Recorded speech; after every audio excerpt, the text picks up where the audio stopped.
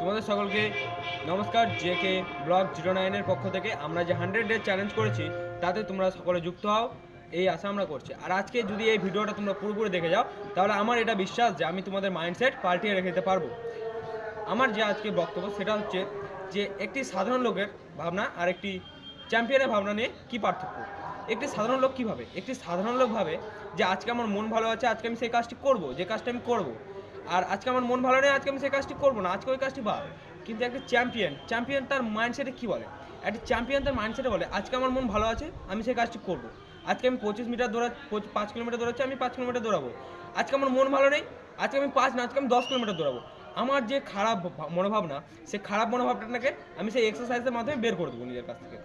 তো আর তুমি যদি কোনোদিন ভুলবশত সেই কাজটি করলে না, তাহলে তারপরে দিন তোমাকে সেটা ডবল করতে হবে। কারণ কি তোমাকে তোমার সেই যে ফাঁকা স্পেস জায়গাটা, সেই জায়গাটা তোমাকে পূরণ করতে হবে। কারণ একদিনের না করা কাজ তোমার জীবনে অনেকটা তফাৎ আনতে পারে। যে সেই জন্যে প্রতিদিনের কাজ প্রতিদিন করতে হবে।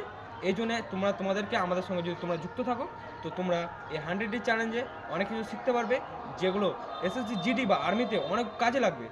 আর তোমরা যদি আমাদের সঙ্গে যুক্ত থাকো তাহলে তোমরা কোনো একাডেমি ছাড়াই আমরা আশা করি তোমরা মেডিকেল এবং মাঠের টেস্টে পাস হয়ে যেতে পারবে। নমস্কার।